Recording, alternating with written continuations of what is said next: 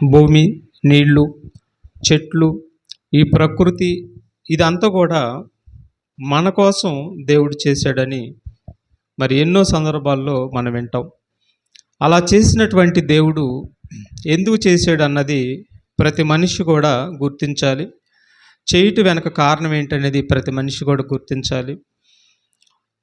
అలాగే మన మన కోసం మన ఆహారాన్ని, మనకి ఆకలిని తీరుస్తానికి, అలాగే మనకి దప్పిక తీరుస్తానికి కాక ఇంకా ప్రతిరోజు దేవుడు మనల్ని స్వస్థపరుస్తున్నాడు.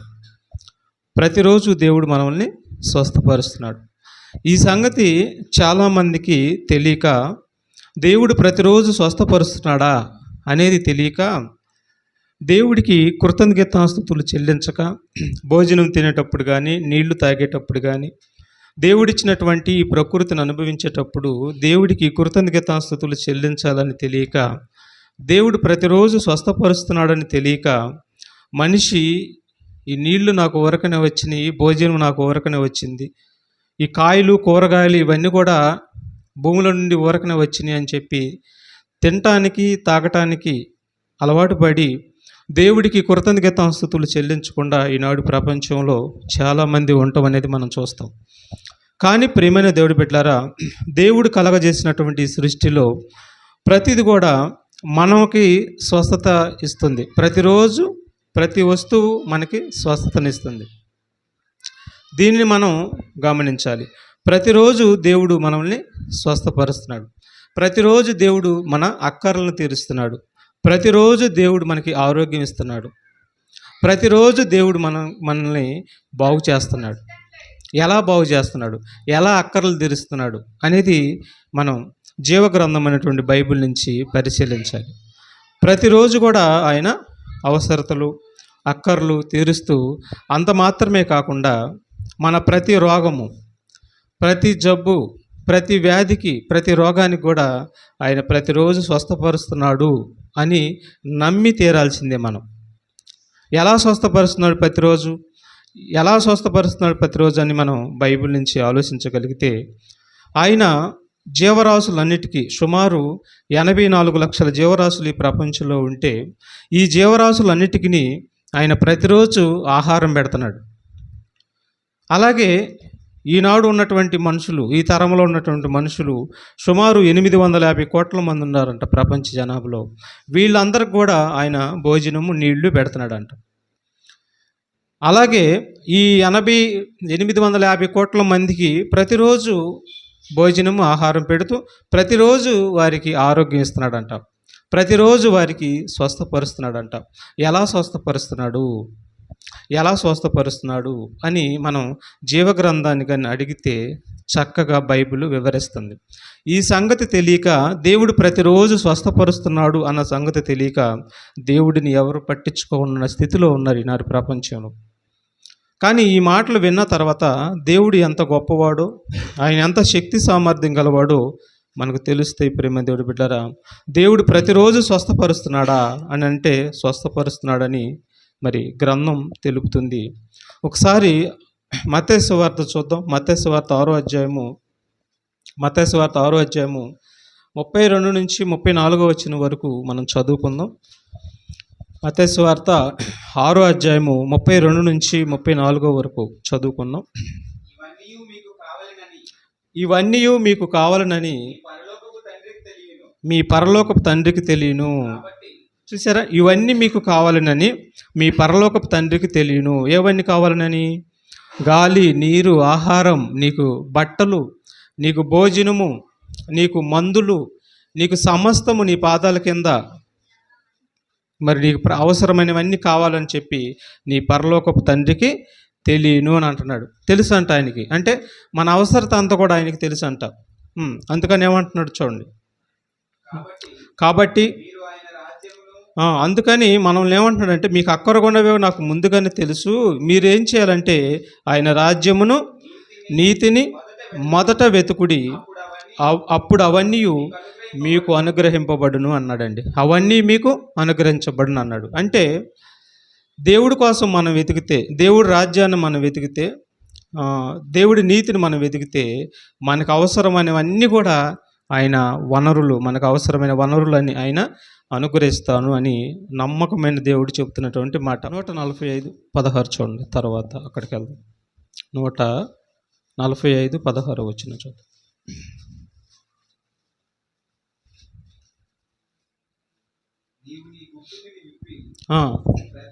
చూడండి, మనుషులకి మాత్రమే కాకుండా ఇంకా ఎవరికి ఆయన ప్రతిరోజు సహాయం చేస్తున్నాడు, వాటి కోరిక తీరుస్తున్నాడు. చూడండి, నీవు నీ గుప్పిలి విప్పి ప్రతి జీవి కోరికను తృప్తిపరచుచున్నావు. చూసారా, ప్రతి జీవి కోరికను, ప్రతి జీవికి ఆహారం పెడుతున్నాడు, ప్రతి జీవికి నీళ్ళు ఇస్తున్నాడు, ప్రతి జీవికి అరుచు కాకి పిల్లలకు ఆయన ఆహారం ఇస్తున్నాడు. ప్రతిరోజు ఆయన వాటి యొక్క కోరికను, ప్రతి జీవి కోరికను తీరుస్తున్నాడు. వాటికి తీరుస్తున్నటువంటి దేవుడు మనకెందుకు తీరుస్తాడు. అందుకని మనల్ని ఏమంటున్నాడంటే, మీకు నేను సమస్తాన్ని తీరుస్తాను, మీరేం చేయాలంటే మొదట నా నీతిని, నా రాజ్యమును మీరు వెతకండి. ఎందుకంటే నా నీతి గొప్పది, నా రాజ్యము గొప్పది, అది స్థిరమైనది. ఈ లోకము అస్థిరమైనది. మీరు దానిని వెతికితే నేను మీకు అవసరమన్నీ కూడా, కాకికి ప్రతి జీవికి ఆహారము అవసరత తీరుస్తున్న నేను, మరి నా స్వరూపమందు నా పొలుగులో పుట్టినటువంటి మిమ్మల్ని ప్రతి అవసరత కూడా నేను తీరుస్తాను అని అభయం ఇస్తున్నాడండి. కాబట్టి ఎలా తీరుస్తున్నాడు? ఈనాడు చాలామంది మరి శరీరానికి మరి రోగం తగ్గట్లేదు, స్వస్థతలు కావాలని, మరి స్వస్థత వరం కలిగిన దైవజనుడని ఎక్కడో ఉన్నాడని ఎత్తుక్కుంటూ వెళ్ళిపోతారు. కానీ వాస్తవానికి మనం ఆలోచించగలిగితే ప్రతిరోజు స్వస్థపరుస్తున్నాడు దేవుడు. ఈ సంగతి మనకి తెలియాలి. ఎలా స్వస్థపరుస్తున్నాడు అనేది మనం ఆలోచిద్దాం. ఇప్పుడు పాము కాటు పడింది అనుకోండి, పాము కాటేసింది. అప్పుడు ఏం చేయాలి మనం? పాము కాటేసినప్పుడు ఏం చేయాలి? ఊరకన్నా ఉంటామా? పాము కాటేస్తే ఊరకనే ఉంటామా? ఏం చేస్తాం? పాము కాటేస్తే ఇంజెక్షన్ చేయించుకుంటాం. లేదంటే వెనకటి కాలంలో పసర మందు కళ్ళల్లో పోసేవారు. లేదంటే గాయం మీద పిండి గాయం మీద పెడితే ఆ విషం అంతా విరిగిపోయేది. అంటే పాము కాటేస్తే గంటలో చనిపోతాడు, నరాలు పగిలిపోయి గంటలో చనిపోతాడు, అరగంటలో చనిపోవచ్చు మనిషి. కానీ ఆకు పసర పిండితేనే ఆ విరిగిపోతుంది విషం. అంటే పాము కాటేస్తే విషం విరిగిపోతుందంటే ముందు ఎక్కడుంది? ప్రకృతిలో ఆకులో పెట్టాడు. అంటే నువ్వు అడిగేవని పెట్టాడా? లేదు కదా. నువ్వు అడగకముందే మరి రాబోయే ప్రమాదం తెలుసు కాబట్టి, మనకి పాములు గరిస్తే అన్న సంగతి తెలుసు, మనకి జబ్బులు వస్తాయి అన్న సంగతి తెలుసు, అన్నీ మనకి కావలసిన ప్రతి రోగానికి మందు పెట్టాడు. అంటే దీన్ని బట్టి దేవుడు ఎవరికి పాము గరిచినా వాళ్ళని స్వస్థపరుస్తున్నాడు లేదా? వారిని బాగు చేస్తున్నాడు లేదా? ఎలా బాగు చేస్తున్నాడు? ఆయన నోటి వలన కలిగినటువంటి ప్రకృతిలో ఉన్నటువంటి ఆకు ద్వారా వారిని స్వస్థపరుస్తున్నాడు. అది మాత్రమే కాదు, తేలు గరిచినా అంతేనండి. తర్వాత మరి పిల్లి గరిచినా కానీ చచ్చిపోతున్నారు, తొండ గరిచినా కానీ చచ్చిపోతారు, బల్లి గరిచినా కానీ చచ్చిపోతారు. చూసారా, ఇవన్నీ కూడా కరిచినా కానీ చచ్చిపోతారు. ఈ కీటకాల కాటులన్నిటికీ దేవుడు మందులు పెట్టేశాడు. ఆలోచించండి, చూసారా, అన్నిటికీ మరి మందులు పెట్టేశాడు. అలాగే మరి మనకి భోజనం తిన్నది అరగకపోతే ఆలోచించండి, దీని దెబ్బకి చాలామంది చనిపోతున్నారు. ఏంటంటే అది గ్యాస్ ట్రబుల్ అంటారు. దీనికి చాలామంది హార్ట్ ఫెయిల్ అయ్యి, గ్యాస్ ఎక్కువయ్యి హార్ట్ కొట్టేసి, గుండె కొట్టేసి చనిపోతున్నారు. అలా మరి గుండెకి గ్యాస్ కొట్టినప్పుడు మరి వెంటనే ఇంజెక్షన్ చేసినప్పుడు, లేదంటే మెడిసిన్ ట్యాబ్లెట్ వేసినప్పుడు వెంటనే గ్యాస్ ఏమైపోతుంది? గుండె నుండి రిలీఫ్ వచ్చేసేస్తుంది, తగ్గిపోతుంది. ఈ ధర్మం ఎవరు చేశారు చెప్పండి? ఈ స్వస్థత ఎవరు చేశారు చెప్పండి? ఈ స్వస్థత, ఈ బాగు చేయటము ప్రతిరోజు ప్రతి వారికి చేస్తున్నాడా లేదా దేవుడు? అదే బిల్ల లేకపోతే మనిషి బతుకుతాడా చెప్పండి? మంచి మనసుతో ఆలోచించి, ఆ బిల్ల లేకపోతే కొట్టుకులాడుతూ ఉంటారు ఊపిరాడక. గుండె ఊపిరాడక గుండె పట్టేసి కొట్టుకులాడుతూ ఉంటారు. వెంటనే ఇంజెక్షన్ చేసిన వెంటనే రిలీఫ్ వచ్చేసిద్ది. వెంటనే టాబ్లెట్ వేసిన వెంటనే రిలీఫ్ వచ్చేసిద్ది. అంటే ఈ మందు ప్రకృతిలో దేవుడు పెట్టాడు. మనల్ని అందరినీ ప్రేమించి మనందరి కోసం ముందుగా మన అవసరతలు ఎరిగినటువంటి దేవుడు ప్రకృతిలో అన్నీ పెట్టాడు. ధర్మ తండ్రి ఆయన. చూసారా, మన మన బాధలు తెలుసు ఆయనకి, మనకు రోగాలు వస్తాయన్న సంగతి తెలుసు. వీటన్నిటినీ ముందుగా ఎరిగినటువంటి దేవుడు ప్రతి రోగానికి ముందు పెట్టాడండి. నిజమండి. ఈనాడు బిళ్ళ వేసుకుంటేనే మనిషి బతుకుతున్నాడా లేదా చెప్పండి? బిళ్ళ వేసుకుంటేనే బ్రతుకుతున్నాడు. బిళ్ళ లేనిది బ్రతుకు లేదు ఈనాడు ప్రపంచంలో. ఉందంటారా? బిళ్ళ లేనిది బ్రతుకుందా ప్రపంచంలో? మరి ఆ బిళ్ళ ఎక్కడి నుంచి వచ్చింది? దేవుడి నోట నుండి కలిగింది. చూడండి ఆ మాట ఒకసారి. ఆదికాండం 2వ అధ్యాయము. కరుణ కలిగిన దేవుడు, జాలి కలిగిన దేవుడు మనందరినీ స్వస్థపరచడానికి ప్రతిరోజు 6 దినాలు కష్టపడ్డాడండి. చూడండి 2వ అధ్యాయం, ఆదికాండం 2వ అధ్యాయము 1 నుంచి 2 వచనాలు చదువుతాం. ఆకాశమును భూమియు వాటిలోనున్న సమస్త సమూహము సంపూర్తి చేయబడిను. దేవుడు తాను చేసిన తన పని 7వ దినములోగా సంపూర్తి చేసి తాను చేసిన తన పని అంతటి నుండి 7వ దినమున విశ్రమించెను. చూసారా, 7 దినాలు అంటే 6 దినాలు కష్టపడి 7వ దినాన విశ్రాంతి తీసుకున్నాడు. అంటే విశ్రాంతి తీసుకునేంతగా మనందరి కోసం ఈ సృష్టిని చేశాడు. ఈ సృష్టిలో మందులు పెట్టాడు. ప్రతిరోజు నిన్ను స్వస్థపరచాలని, ప్రతిరోజు నిన్ను కాపాడుకోవాలని. లేకపోతే ఈ ప్రకృతిలో దేవుడు కానీ మందులు పెట్టకపోతే ఈనాడు ఈ ప్రపంచంలో ఇంతమంది మనుషులు ఉండేవాళ్ళ? ఆలోచించండి ఒకసారి.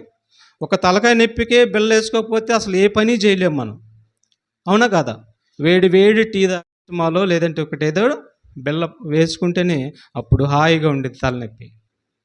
మరి ఈ బిళ్ళ ఎక్కడి నుంచి వచ్చింది? దేవుడి నోట నుండి, దేవుడి యొక్క కష్టంలో నుండి ఈ పదార్థం అంతా కూడా దేవుడు తయారు చేశాడు. మరి బిళ్ళ వేసుకుంటున్నప్పుడు కూడా ప్రభువా నువ్వు నాకు స్వస్థపరుస్తున్నావు, నాకు ఆరోగ్యం ఇస్తున్నావని ఎవరు కూడా కృతజ్ఞత స్తుతులు దేవుడికి చెల్లించట్లేదు. ఇది నా కష్టార్జితం అంటున్నాడు. ఇది నేను డబ్బులు ఇచ్చి కొనుక్కున్నాను అంటున్నాడు బిళ్ళ. డబ్బులు ఇచ్చి కొనుక్కోవటానికి ఆ పదార్థం ఎక్కడి నుంచి వచ్చింది? భూమిలో నుండి భూమి వచ్చింది. భూమి ఎక్కడి నుంచి వచ్చింది? దేవుడు కలగజేస్తే వచ్చింది. ఆ భూమి దేవుడు కలగజేయకపోతే నీకు అసలు బిళ్ళే లేదు. కాబట్టి నీకోసం భూమిని చేశాడు, నీకోసం భూమిలో మందులు పెట్టాడు. ఇంత చేసినటువంటి దేవుడికి ప్రతి మనిషి లోబడవలసింది పోయి ఆ దేవుణ్ణి ఎవరు పట్టించుకోవట్లేదు ఈనాడు ప్రపంచంలో. ఎవరు కూడా ఆయన్ని పట్టించుకోవట్లేదండి. ఇంకా ఆయన ఏం చేస్తున్నాడు చూడండి. కీర్తన గ్రంథము 145:9 వచనం కూడా చూడండి. కీర్తన గ్రంథము 145 అధ్యాయము 9 వచనం.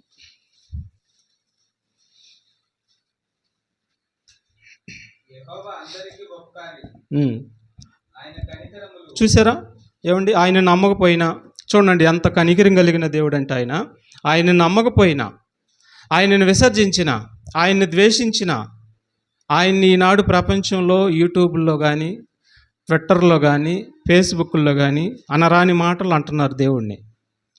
దేవుణ్ణి అనకూడదండి. దేవుణ్ణి అంటే బ్రతికి బట్టగట్టలేరండి ప్రపంచంలో. ఎందుకంటే ప్రతిరోజు బ్రతికిస్తుంది ఆయనే. కానీ ఆ మహానుభావుణ్ణి ఎంత మాట పెడితే అంత మాట అంటున్నారు. ఆయన అంటున్నాడు తెలియదు వారికి క్షమించుతున్నాను నేను అంటున్నాడు. జాలి కలిగిన దేవుడు. కానీ తెలుసుకోకుండా కానీ ఇంకా అంటా ఉంటే మాత్రం ఇబ్బందులు పడిపోతారు అన్నాడు. కాబట్టి చూసావా, యెహోవా అందరికీ ఉపకారి, అందరికీ ఉపకారం. ఈనాడు ఆయన నమ్మితే వర్షం ఇస్తున్నాడా? ఆయన నమ్మితే నీకు భోజనం ఇస్తున్నాడా? ఆయన నమ్మితే నీకు కాయలు ఇస్తున్నాడా? ఆయన నమ్మితే నీకు మందులు ఇస్తున్నాడా? లేదు కదా. నమ్మకపోయినా మందులు ఇస్తున్నాడు, నమ్మకపోయినా కాయలు అందరికీ సమృద్ధిగా, అందరికీ సమానంగా పంచిపెడుతున్నాడు. యెహోవా అందరికీ ఉపకారి. తర్వాత ఇంకో మాట కూడా చూద్దాం. అపోస్తలుల కార్యాలు 14:17 వచనం కూడా చూడండి ఒకసారి. 14వ అధ్యాయం 17వ వచనంలో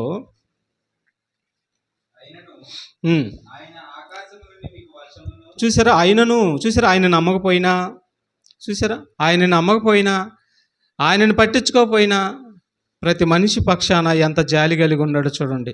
ఆయన ఆకాశం నుండి మీకు వర్షమును ఫలవంతములైన ఋతువులను దయచేయచ్చు, ఆహారమును అనుగ్రహించుచు ఉల్లాసంతో.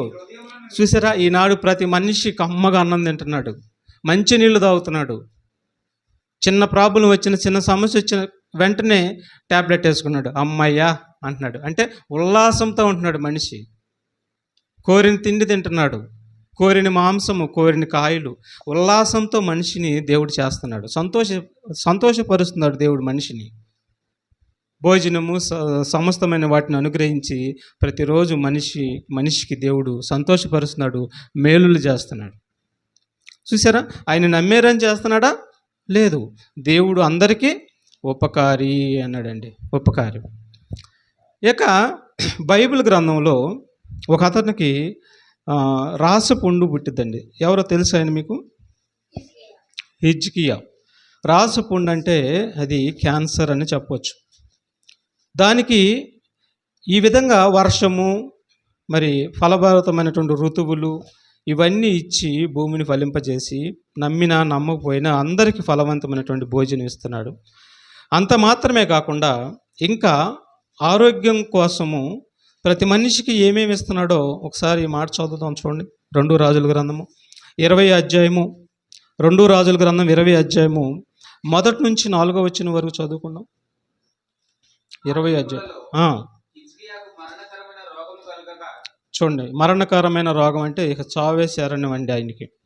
ఆ దినములలో హిజ్కియాకి మరణకరమైనటువంటి రోగం కలగగా ఆమోజు కుమారుడును ప్రవక్తయునైన యెషయా అతని యొద్దకు వచ్చి, నీవు మరణమగుచున్నావు, బ్రతకవు గనుక నీవు నీ ఇల్లు చక్కబెట్టుకొనమని యెహోవా సెలవిచ్చున్నాడని చెప్పగా, అతడు తన ముఖము గోడ తట్టు తిప్పుకొని, యెహోవా యథార్థ హృదయుడివై సత్యముతో నీ సన్నిధిని నేనెట్లు నడుచుకుంటునో, నీ దృష్టికి అనుకూలముగా సమస్తమును నేనెట్లు జరిగించుతునో కృపతో జ్ఞాపకం చేసుకొనమని హిజ్కియా కన్నీరుతో యెహోవాను ప్రార్థన చేస్తున్నాడండి. అప్పుడు యెషయా నడిమిశాలలో నుండి అవతలకి వెళ్ళక ముందే యెహోవా వాక్కు అతనికి ప్రత్యక్షమై ఇలాగ సెలవిచ్చాను, నీవు తిరిగి నా ప్రజలకు అధిపతి అయిన హిజ్కియా యొద్దకు పోయి అతనితో ఇట్లా, నేను నీ పితరుడైన దావీదునకు దేవుడగు యెహోవా నీకు సెలవిచ్చినదేమనగా, నీవు కన్నీళ్లు విడిచుట చూసి తిని. చూసారా ఏమండి, దేవుడు కన్నీళ్లు విడిస్తే చూడలేడండి, కనికరం కలిగిన దేవుడు ఆయన. కాబట్టి నువ్వు కన్నీళ్లు విడుచుట నేను చూసి తిని, నీ ప్రార్థన నేను అంగీకరించి తిని, నేను నిన్ను బాగు చేసేదను 3వ దినమున. చూసారండి, నేను నిన్ను బాగు చేస్తాను అంటున్నాడండి, నేను నిన్ను బాగు చేస్తాను అని అంటున్నాడు. అప్పుడు 3వ దినమున నీవు యెహోవా మందిరమునకు ఎక్కిపోవుదువు, ఇంకా 15 సంవత్సరములు ఆయుష్ నీకు ఇచ్చేదను, మరియు నా నిమిత్తమును నా సేవకుడైన దావీదు నిమిత్తమును ఈ పట్టణమును ఈ కాపాడుచు నిన్నును ఈ పట్టణమును అష్షూరు రాజు చేతులు పడకుండా నేను విడిపించేదను. పిమ్మటి యెషయా, అదిగో చూసారా ఏం ముద్దండి, ఏం ముద్ద? అంజూరపు పండ్ల ముద్ద తెప్పించుడని చెప్పగా, వారు దానిని తెచ్చి కురుపు మీద, క్యాన్సర్ కురుపు మీద వేసిన తర్వాత అతడు బాగుపడాను. అంటే దేని ద్వారా అతను క్యాన్సర్ పుండు తగ్గించాడు? మెడిసిన్ దేని ద్వారా పెట్టాడు? అంజూరపు ముద్ద. దాని అంజూరపు అడలు తీసుకొచ్చి మెత్తగా తీసి దంచి ఆ పుండు మీద పెట్టినప్పుడు ఆ క్యాన్సర్ పుండు ఏమైపోయింది? తగ్గిపోయిందండి. అంటే అదే అంజూరపు ముద్ద పెట్టకపోతే క్యాన్సర్ పుండు తగ్గేదా? తగ్గేది కాదు. అలాగే ఎందుకు ఆ ముద్దను వాడమంటున్నాడు, అంజూరపు ముద్దను వాడమంటున్నాడు అంటే, ఈ ప్రకృతిలో నేను మీకోసం మందులు పెట్టాను అయ్యా అని అంటున్నాడు. మీకోసం ఏం పెట్టాను? మందులు పెట్టాను. అలా మందులు పెట్టి హిజ్కియాకి స్వస్థత చేశాడు. అలాగే ఈ ఆకులో మందు ఉంది, మాంసంలో మందు ఉంది, కూరగాయల్లో మందు ఉంది, ఆకుకూరల్లో మందు ఉంది. నువ్వు తింటున్నది మందు తెలుసా? మనం తింటున్నది మందు. నీరసం వచ్చి పడిపోతాం కదా మనం. అన్నం తినకపోతే 2-3 రోజులు నీరసం వచ్చిద్ది. నీరసం వచ్చి పడిపోయినప్పుడు వెంటనే నువ్వు భోజనం తింటే నీరసం అయిపోయింది, తగ్గిపోయింది. అంటే భోజనం ఏమనుకుంటున్నారు? మెడిసిన్, మందు. భోజనంలో మెడిసిన్ పెట్టాడు తెలుసా? ఈ సంగతి చాలామందికి తెలియదు ప్రేమ దేవుని బిడ్డలారా. ప్రతిరోజు ప్రతి కాయలో ప్రతి ఆకుకూరలో మందులు పెట్టి ప్రతిరోజు మనల్ని బ్రతికిస్తూ వస్తున్నాడు దేవుడు. అందుకని తినేటప్పుడు నీళ్లు తాగేటప్పుడు తినేటప్పుడు నువ్వేమైతే తింటున్నావో పని అయితే చేస్తున్నావో ఆ పని చేసేటప్పుడు తినేటప్పుడు దేవుడికి కృతజ్ఞతాస్తుతులు ఖచ్చితంగా చెల్లించాల్సిందే. ఎందుకంటే బాగు చేస్తుంది ఆయనే. ఆయన కానీ ప్రకృతి పెట్టకపోతే మనకి ఎన్ని కోట్లు డబ్బులుండా వేస్ట్. బిళ్ళ లేకపోతే ఎన్ని కోట్లు డబ్బులుండా వేస్ట్ కదా. ఇప్పుడు బిళ్ళ అనేది లేదనుకోండి, తయారు లేదనుకోండి, ఎన్ని కోట్లు డబ్బులుండా బిళ్ళ లేదు, రాదు, వేస్ట్. అందుకని దేవుడు అందరి కోసం అన్ని పెట్టాడండి. తర్వాత ఇర్మియా గ్రంథం చూడండి. ఇర్మియా గ్రంథం 8వ అధ్యాయం 22వ వచనంలో, ఇర్మియా గ్రంథము 8వ అధ్యాయము 22వ వచనం చూద్దాం. గిలాదులో గుగ్గిలము ఏమీ లేదా అన్నాడండి. అక్కడ ఏ వైద్యుడును లేడా. గుగ్గిలం అంటే ఏంటో తెలుసా?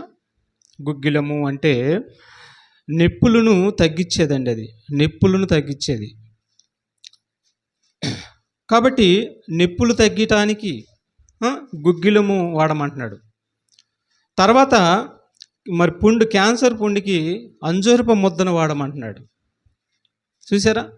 అంటే ఇవన్నీ కూడా ప్రకృతిలో మీకోసం నేను పెట్టాను, మీరు వాటిని వాడుకొని ప్రతిరోజు మీరు బాగుపడండి అని చెప్పి మన బాగు కోరి ప్రతిది కూడా ప్రకృతిలో పెట్టాడు మన ధర్మ తండ్రి, మన దేవుడు. కాబట్టి అంతటి గొప్ప దేవుడు అనమాట ఆయన. ప్రతిరోజు స్వస్థపరుస్తున్నాడు ఆయన. అలా స్వస్థపరుస్తున్న దేవుడికి కృతజ్ఞతాస్తుతులు చెల్లిస్తున్నామా? గుర్తించామా? ఈ ప్రపంచం గుర్తించింది ఆయన్ని? తగ్గిపోయిందిలే అని అనుకుంటున్నాడు. ఇచ్చింది ఎవరు? దేవుడు అని ఎవరు అనుకోవట్లా, మట్టి ఇచ్చింది అనుకుంటున్నారు. అంతే కదా? ఎవరు ఇచ్చారనుకుంటున్నారు? మట్టి ఇచ్చింది అని అనుకుంటున్నారని. తర్వాత మొదటి తిమోతి పత్రిక చూడండి. మొదటి తిమోతి పత్రిక 5:23 వచనం కూడా కడుపు జబ్బు నిమిత్తం కూడా ఆయన మందులు ఇచ్చాడండి. చూడండి, కడుపు జబ్బు నిమిత్తం కూడా మొదటి తిమోతి పత్రిక 5:23 వచనం, ఇక మీదట నీళ్ళే త్రాగక నీ కడుపు జబ్బు నిమిత్తము తరుసుగా వచ్చు బలహీనము కోసరము ద్రాక్ష రసము కొంచెముగా పుచ్చుకొనుము. అంటే ద్రాక్ష రసము ఎక్కువ తాగకూడదు అంటున్నాడు. ఎక్కువ తాగితే మళ్ళీ మత్తు వచ్చేసింది. అందుకని కొంచెంగా తాగు. రోజుకి ఉదయం సాయంత్రం కొద్దిగా తాగితే అజీర్తి తగ్గిపోయిద్ది, అరుగుదల ఎక్కువైద్ది, రక్తం పట్టిద్ది కొంచెంగా తాగితే. అంటే కడుపు జబ్బు నిమిత్తము, కడుపులో వాతం ఉండ, కడుపులో రుగ్మతలు ఏమైనా ఉండ, కొంచెంగా ద్రాక్ష రసం తాగితే అజీర్తి తగ్గిపోయిద్ది, అరుగుదల వచ్చిద్ది, రక్తం పట్టిద్దని మరి కొంచెంగా తాగమంటున్నాడు. అది కూడా ముందే. చూసారా? అది కూడా ముందే. తర్వాత మార్క్స్ వార్త చూడండి. మార్క్స్ వార్త 8వ అధ్యాయము 22వ వచనం నుంచి మనం చూడగలిగితే ఇంకా యేసుక్రీస్తు వారు ఎలాగా స్వస్థపరుస్తున్నాడు చూడండి. అంతలో వారు బెస్తయిదాకు వచ్చిరి. అప్పుడు అక్కడి వారు ఆయన యొద్దకు ఒక గుడ్డివాడిని తోడుకొని వచ్చి వాడిని ముట్టవలనని ఆయనను వేడుకొనిరి. ఆయన ఆ గుడ్డివాడిని చెయ్యి పట్టుకొని ఊరి వెలుపలకు తోడుకొని పోయి వాని కన్నుల మీద ఏమండి ఉమ్మి వేసి అంటున్నాడు. చూసారా? ఏమండి, మనిషి యొక్క ఉమ్మిలో ఎంతో పవర్ ఉంది తెలుసా మీకు? ఈ లాలాజలం అనేది ఒకటి ఉంది. ఈ లాలాజలము కడుపులో నుంచి బయటకు వచ్చింది. కొన్ని లక్షల ఆరోగ్యకరమైనటువంటి మరి విటమిన్స్ ఆ లాలాజలంలో ఉంటాయి. ఇప్పుడు యేసుక్రీస్తు వారు అతన్ని బయటకు తీసుకుని వచ్చి అతని కన్నుల మీద ఏం వేశాడు? చదువయ్యా.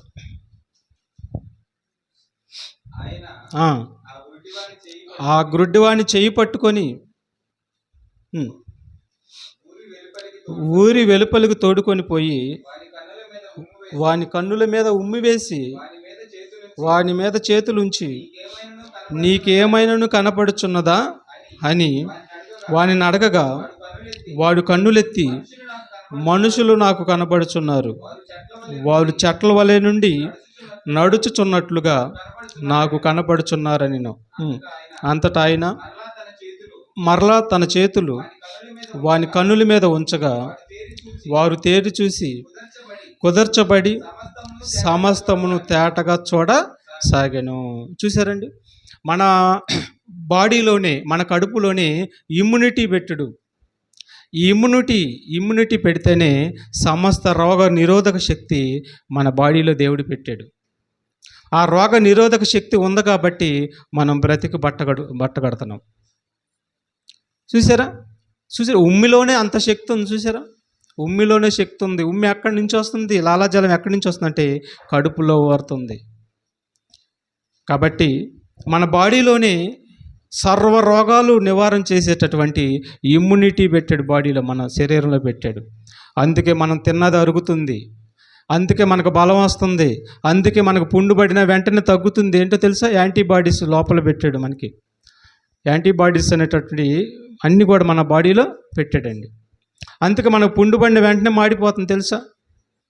అంటే నేను ఇవన్నీ ఎందుకు చెబుతున్నానంటే, దేవుడు మన కోసం ముందుగా వీటన్నిటిని చేశాడు.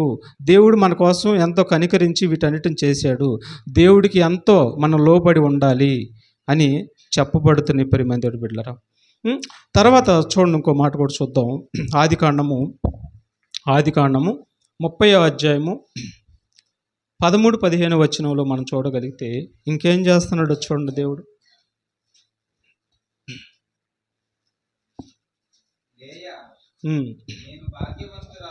లేయా, నేను భాగ్యవంతురాలను, స్త్రీలు నన్ను భాగ్యవతి అందురు కదా అని అతనికి ఆషేరు అని పేరు పెట్టెను.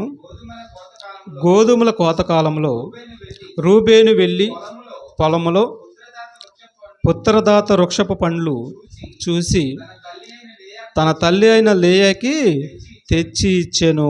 చూశారండి, పుత్రదాత వృక్షపు పండ్లు అన్నాడండి. ఎందుకంటే పిల్లలు పుడటానికి దేవుడు కొన్ని పండ్లు పెట్టాడు. ఆ పండ్లు తింటే, స్త్రీ ఆ పండ్లు తింటే గర్భం ధరించేసింది. చూసారా, ఎన్ని పెట్టాడండి. మనిషికి అవసరమైన అన్నీ కూడా దేవుడు ముందుగానే పెట్టేశాడండి.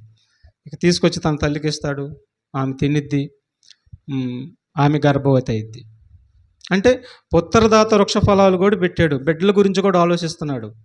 బిడ్డలు పుట్టాలంటే ఆ పండ్లు తింటే పుడతారు. గర్భములో ఉన్నటువంటి గర్భాశయంలో ఉన్నటువంటి రోగాలన్నీ కూడా సరిచేయబడతాయి ఆ పండ్లు తింటే. అప్పుడు గర్భము ధరింపజేయటానికి ఆ పండ్లు కారణం అవుతాయి. చూసారా, ఈ జాగ్రత్తలన్నీ దేవుడు మన కోసం ముందుగానే 6 దినాలు కష్టపడి వీటన్నిటిని చేశాడండి. అందుకేనండి మనిషి బ్రతికి బట్ట కడుతున్నాడు, అందుకేనండి ఆహ్లాదకరంగా ఉంటున్నాడు, అందుకేనండి దేవుడిని వదిలిపెట్టేశాడు మనిషి. చూసారా, ద్రోహం కదా, ఇన్ని చేసిన దేవుడిని వదిలేయొచ్చా? తర్వాత ప్రకటన గ్రంథము 22:2 వచనం చూడండి ఒకసారి. ముగించుకున్నాం, ఇంకా కొద్ది నిమిషాల్లో ముగించేసుకున్నాం. ప్రకటన గ్రంథం 22:2 వచనం చదవండి.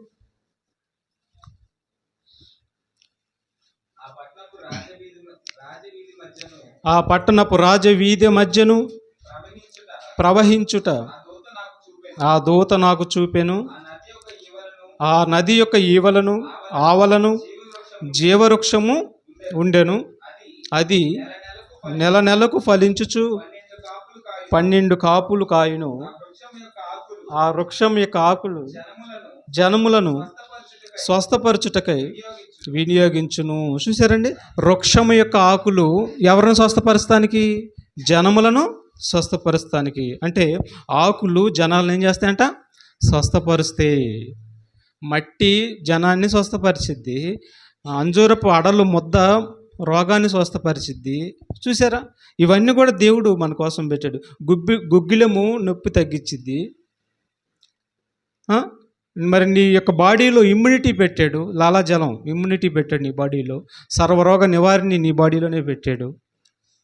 ఇవన్నీ కూడా ఎందుకు పెట్టాడు నీ బాడీలో? మన కోసం ఎందుకు పెట్టాడు ఈ ప్రకృతిలోనంటే, ఎందుకు నిన్ను ప్రతిరోజు స్వస్థపరుస్తున్నాడు దేవుడు అనంటే, నీవు దేవుడి కోసం బ్రతకాలని. ప్రధానమైన కారణం అదే. ప్రధానమైన కారణం అదే. నీ కోసం నువ్వు కాదు ఇక బ్రతకూడదు, నీ కోసం నువ్వు బ్రతకాలని కాదు, నీవు దేవుడి కోసం బ్రతకాలని మరి 6 దినాలు కష్టపడి వీటన్నిటిని మనందరి కోసం పెట్టాడు. ఎవరు గుర్తించారు ఈనాడు చెప్పండి? అవసరం ఉందనుకో దేవుడు నమ్ముతున్నాం, అవసరం తీరిన తర్వాత వదిలేస్తున్నాం దేవుడిని. తప్పు కదా? అట్లా వదలకూడదు. చావు అయినా రేవైనా ఎందుకంటే మనల్ని సమాధి నుండి కూడా లేపుతాడు ఆయన. యేసుప్రభుని లేపలేదా? యేసుప్రభు 3 దినాలు సమాధిలో ఉన్నాడు, 3వ దినాన్ని తిరిగి లేచాడు. అలాగే మనం కూడా విశ్వసించి ఆయన కోసం బ్రతికితే, జీవితాన్ని సమర్పించుకుంటే మనల్ని కూడా రేపు యుగాంతమందు మన వంతులో మనల్ని కూడా లేపుతాడు. ఆ జీవితం ఎవరెవరు ఈ ప్రపంచంలో? ఏ బంధువులు ఎవరు, ఏ డబ్బులు ఎవరు, ఏ బంగారం ఇవ్వదు, ఏ ఆస్తులు ఎవరు మనకి? ఒక్క యేసుక్రీస్తు వారే పునరుద్ధానం ఇస్తాడు మనకి. మట్టిలో నుంచి బయటకు లేపేది ఆయనే. ఆయనకు ఆ శక్తి సామర్థ్యం ఉంది.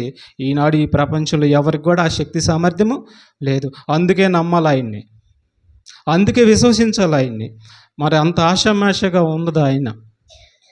చాలా శక్తి సామర్థ్యం కలిగినటువంటి దేవుడు అండి. కాబట్టి ఆకులు కూడా రోగానికి వినియోగిస్తున్నాడు. తర్వాత ఇంకా మనం కొంచెం ఆలోచించగలిగితే ఇంకా భయంకరమైనటువంటి రోగం ఉంది.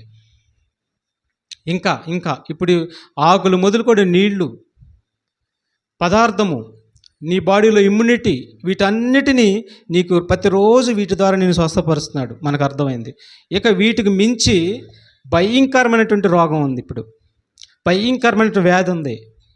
ఎయిడ్సే కాదు, ఎయిడ్స్ భయంకరమైనది ఏం కాదు, క్యాన్సర్ భయంకరమైనది ఏం కాదు, టీబీ భయంకరమైనటువంటి రోగాలు, ఇవన్నీ కూడా భయంకరమేం కాదు.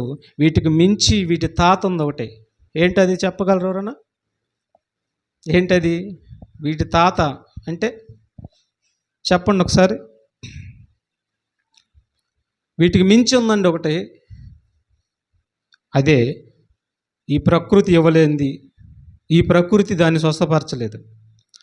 ఇప్పుడు మనం వినియోగించినటువంటి ఈ ప్రకృతిలో వినియోగించినటువంటి ఈ చెట్లు, మరి దేవుడు శరీరం కోసం వాడుతున్నటువంటి ఈ చెట్లు, ఈ యొక్క ఆకులు ఆ వ్యాధిని, ఆ రోగాన్ని స్వస్థపరచలేవు. ఇప్పుడైనా అర్థమైందా ఏంటి ఆ వ్యాధి? పాపం అనే జబ్బు. దానిని ఈ ప్రకృతి స్వస్థపరచలేదు. మేకల యొక్కయు, తర్వాత కోడెల యొక్కయు, పక్షుల యొక్కయు, కోడుల యొక్కయు రక్తము పాపాన్ని శుద్ధీకరించలేదు అన్నాడు. కోడెల యొక్కయు, మేకల యొక్కయు, కోడెల యొక్కయు రక్తము మనుషుల యొక్క పాపాన్ని తీర్చివేయలేదు, శుద్ధీకరించలేదు అన్నాడు. మరి ఎవరి రక్తం కావాలి? ప్రపంచంలో ఉన్నటువంటి వ్యాధిని తగ్గించాలంటే, పాపం అనే రోగం తగ్గించాలంటే, పాపం అనే వ్యాధిని తగ్గించాలంటే ఎవరి రక్తం కావాలి? పవర్ఫుల్ అయి ఉండాలి. అది పవర్ ఎన్ని తరాలకైనా సరే ఉపయోగపడే రక్తం అయి ఉండాలి. అదే ఏకైక రక్తము, యేసుక్రీస్తు వారి రక్తము.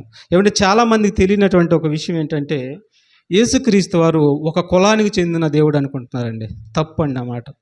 యేసుక్రీస్తు వారు ఒక కులానికి చెందిన దేవుడు అనుకుంటున్నారు. యేసుక్రీస్తు వారు ఆ కులానికి చెందిన దేవుడు కాదు.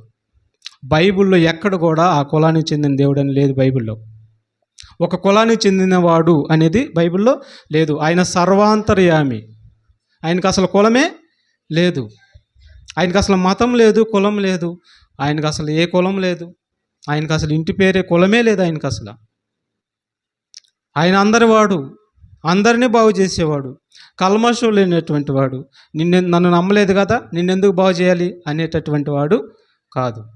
కానీ ఎందుకు నమ్మాలి యేసు నేనంటే, భయంకరమైన వ్యాధి ఉంది, భయంకరమైనటువంటి రోగం ఉంది. దాని నుండి స్వస్థత పడకపోతే ఒక్క క్షణంలోనే పాతాళానికి వెళ్ళిపోతాడండి ఆ జబ్బును పడితే మాత్రం. ఆ జబ్బు ఈనాడు ప్రపంచంలో, ఆ జబ్బు లేని మనిషి లేడు ప్రపంచంలో. ప్రతి వారు ఆ జబ్బును పడ్డారండి. ఒకసారి రోమపత్రిక 3వ అధ్యాయం చూడండి. ఆ జబ్బు అందరిలో ఉందంటున్నాడు. రోమపత్రిక 3వ అధ్యాయం 11వ వచనం 12వ వచనం చదువుదాం.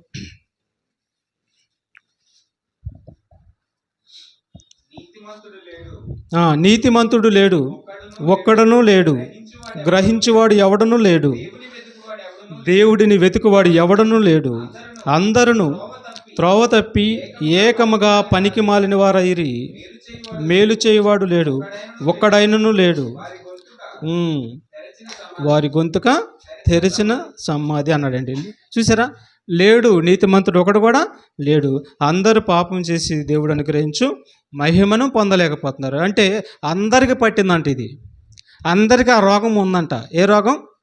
పాపం అనే రోగం. ఇప్పుడు ఇంతకు పాపం అంటే అర్థం ఏంటంటే బూతులు మాట్లాడటం పాపమే, చూపు కరెక్ట్గా ఉండకపోతే పాపమే, ఇంకా సర్వ దూషణ మాటలు పాపమే, భయంకరమైన విపరీతమైన కోపం ఉండ పాపమే, సకల దుర్భాష పాపమే, హృదయంలో సమస్త కల్మషం పాపమే, కొండెములు పాపమే, చాడీలు పాపమే పాపమే.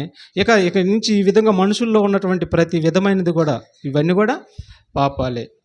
మరి వీటన్నిటిని ఈ రోగాలు ఇవి. ఈ రోగాలతో కానీ మడి చచ్చిపోయాడంటే మాత్రం ఒక్క క్షణంలోనే నరకానికి వెళ్ళిపోతాడంటండి. యోబు గ్రంథం 21:13 చూడండి ఒకసారి ముగించుకున్నాక. వారు శ్రేయస్సు కలిగి తన దినములు గడుపుదురు, ఒక్క క్షణములోనే పాతాళమునకు దిగుదురు. చూసారా ఎంతసేపు వెళ్తారంటే పాతాళానికి? యోబు గ్రంథం 21:13 చూడండి. వారు శ్రేయస్సు కలిగి తన దినములు గడుపుదురు, ఒక్క క్షణములోని పాతాళానికి దిగుతురు. అంటే ఈ పాపం అనే వ్యాధితో చచ్చిపోయాడంటే మాత్రం ఒక్క క్షణమే అన్నాడు. కన్ను మూసి తెరిస్తేనే వెళ్ళిపోద్దంట ఆత్మ. ఇది జీవగ్రంథంలో తన గ్రంథంలో ప్రభు రాయించుకున్నాడు. మరి ఈ రోగం నుండి కాపాడటానికి మళ్ళీ పరలోకం నుంచి దివ్య ఔషధం వచ్చిందండి. ఎవరు ఆ ఔషధము?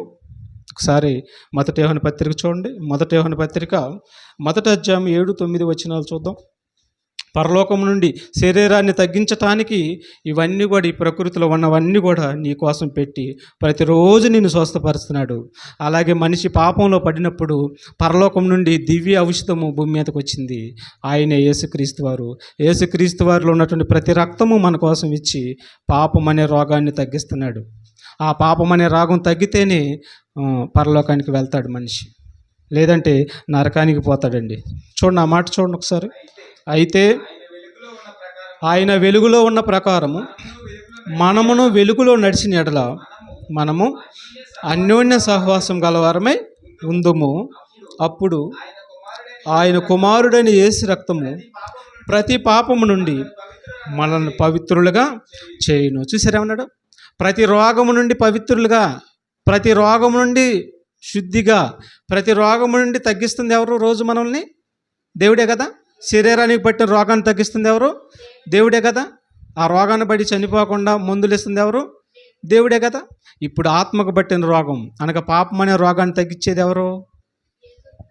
ప్రతి పాపం అంట, ఒకటి కాదు రెండు కాదు, వందల్లో వేలల్లో ఉన్నాయంట మనిషిలో.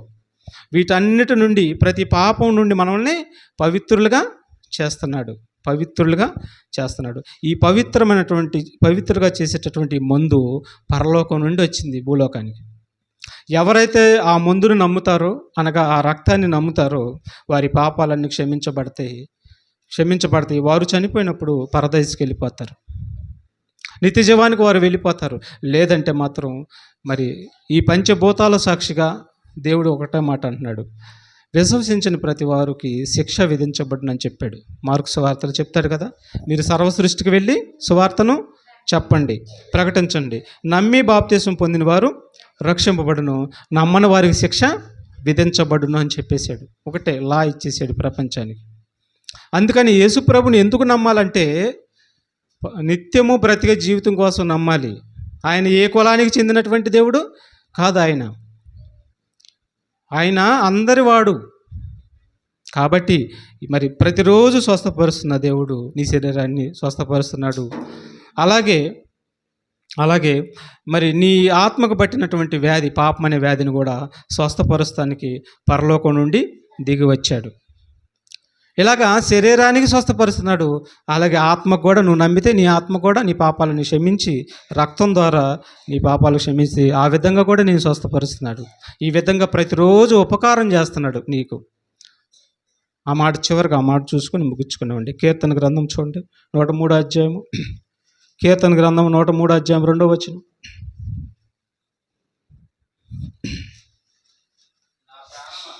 నా ప్రాణమా, చూడండి మనందరం ఆ పని చేయాలండి.